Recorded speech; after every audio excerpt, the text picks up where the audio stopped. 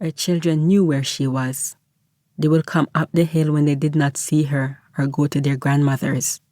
She never woke up suddenly here, even when the three of them screamed her name. Claudine! The boy, with his glum face turning cloudier, and the girl and the little boy looking hungry. 3 of them. In the beginning, she had bathed them and oiled their skins in coconut and dressed them in the wildest and brightest of colors and played with them and showed them off to the other inhabitants of the place. Then they were not good to play with anymore. They cried and felt her hands. They cried for the roughness of her hands and the slap.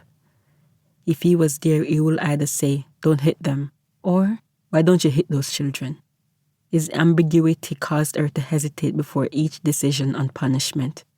Then she decided not to touch the children, since either instruction he gave in an angry and distant voice, and for her the two had to be separate thoughts, clear opposites. So after a time, the children did not get bathed and dressed, and after a time, they did not get beaten either. The people around spoke well of him, described his physical attributes, which were, in the main, 2 keloidal scars on his chin and face.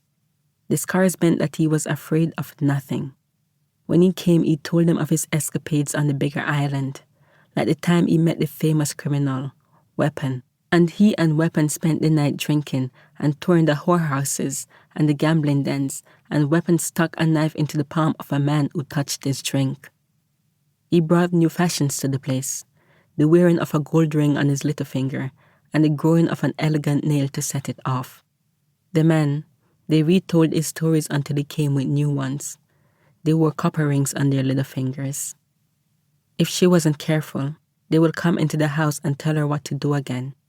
The shacks up and down the hill were arranged like spiders crawling toward her.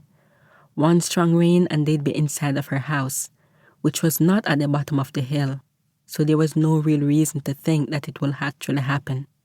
Looking at them, the other people, she saw they made gestures toward her as they did to each other, to everyone else. They brought her things and she gave them things and they never noticed, nor did he, that she was not her mother's child, nor her sister's sister, nor an inhabitant of the place, but the woman turning into a tree. They had pressed her with their eyes and their talk and their complicit winks, first into a hibiscus switch, then into a shrub, and now this, a tree. He didn't live there. The dirt path beside the house ran arbitrarily up the hill. Whenever he came, he broke a switch with which to scare the children. This was his idea of being fatherly. Coming through the path, he made his stern face up to greet the children and the woman. He came and went, and the people in the place expected her to be his. They assumed this as they assumed the path up the hill, the steady rain in March. He is a man, you're a woman. That's how it is. Those times, not like the first, he will sit on her bed like a piece of wood, his face blunt in the air, dense and unmoving. He had no memory.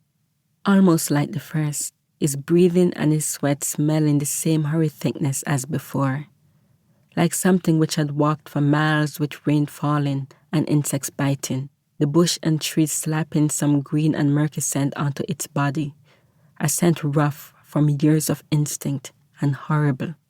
Now he grew his fingernails and splashed himself with cheap scent, but sometimes when he lifted his arm, she recalled and forgot quickly. And sometimes she saw his face as before, always in and out of seeing him and not seeing him, or wondering who he was and disbelieving when she knew.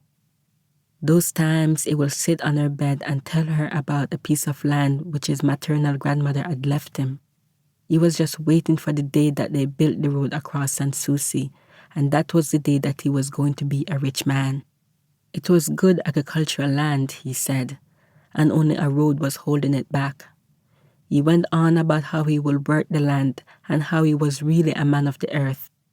She listened, even though she knew that his mouth was full of nonsense. He had said that for the last many years. How many? Was he the same as the first? Somehow she had come to be with him, not if he was the first, not him. His hands...